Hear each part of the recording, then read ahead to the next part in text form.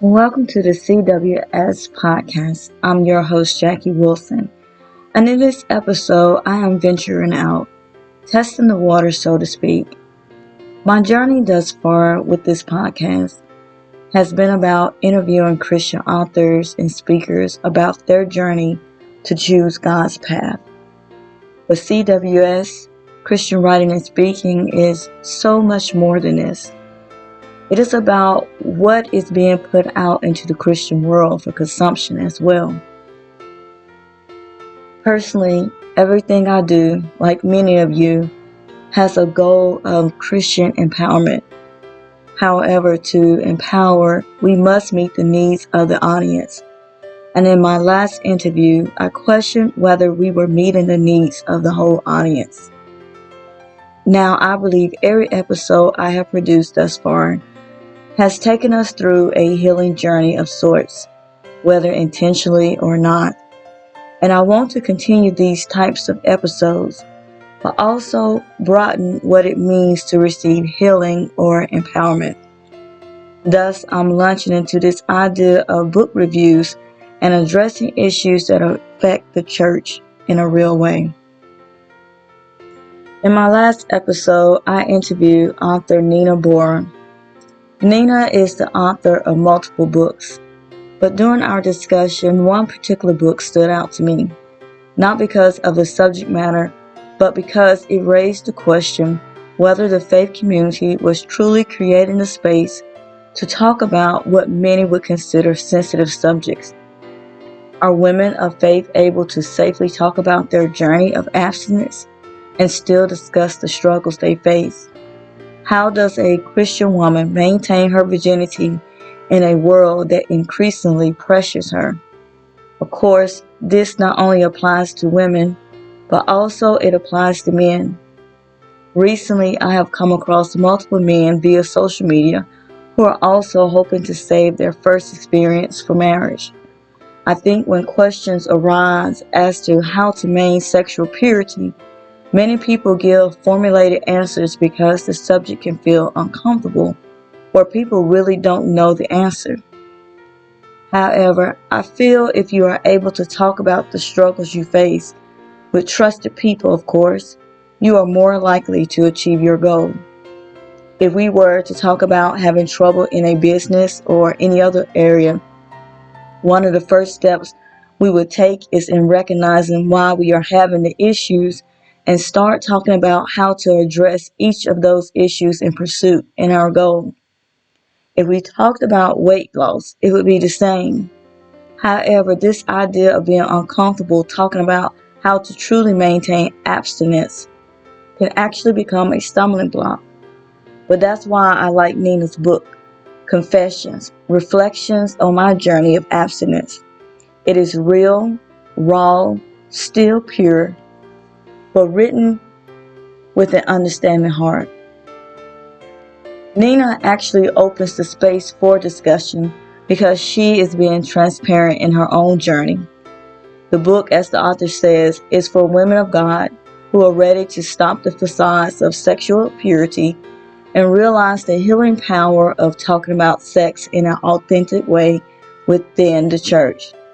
When you look in the book, she talks about misconceptions she had and others have about virgins. She talks about what steps she has taken to explore what it is to be a biblical virgin. Also, she ends with advice from women who have taken the practical steps to wait. I believe this is the most important part and what I insist on through any teaching that I do.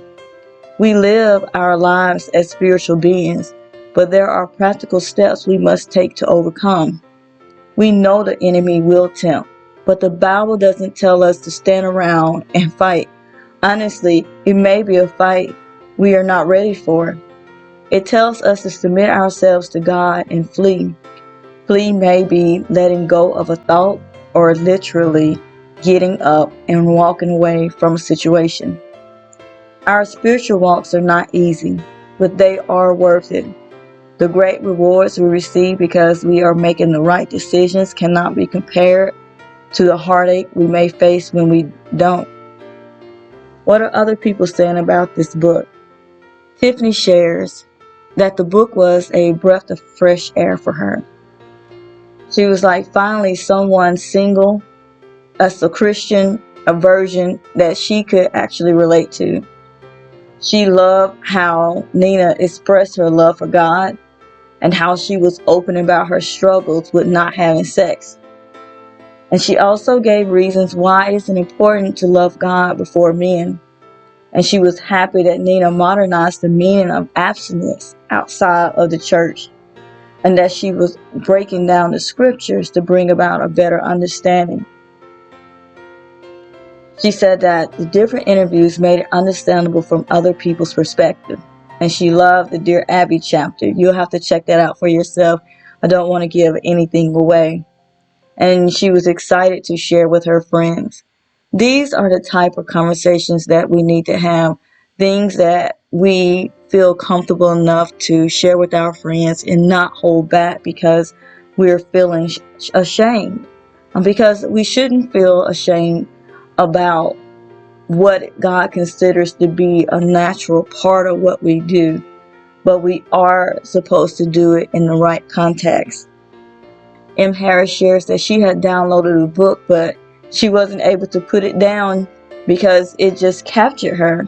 And she says she felt like she wanted to tell her whole life story when it came to abstinence and sex. She felt like one of the most powerful points Nina made was just having someone to talk to. And she said the book was the conversation she needed to be able to have when she was abstinent. She brings up a concern that many women have faced, and she said women have a history of suffering in silence, and conversations such as confessions are one way to break that silence. And she thanked Nina for her bravery and transparency. Cara shares that the book was incredible, and it really dissected a difficult topic in a relatable, funny, and endearing way. She's felt as a woman that she was blessed to see a book discuss things that she has felt and that she currently feels, but felt like she didn't know how to quite navigate it in a biblical way. And that's why I say, we are spiritual beings, but we have to have those practical steps that we apply to our life. And then she encourages that this is a must for your daughters, sisters, girlfriends, and nieces.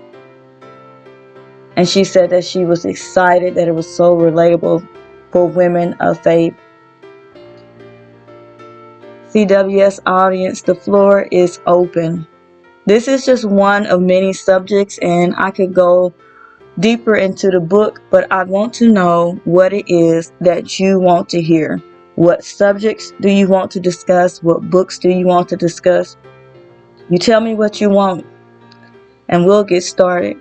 Like I said, I am here to help you be empowered, because we should not be people of faith and feel weak in our walk. We should feel strong, because God has given us not only the word to empower us, but to show us that we can utilize practical steps to aid us in moving through our Christian journey until we reach the other side. Until next time, good people, I'm your host, Jackie Wilson, and I want you to live blessed and empowered.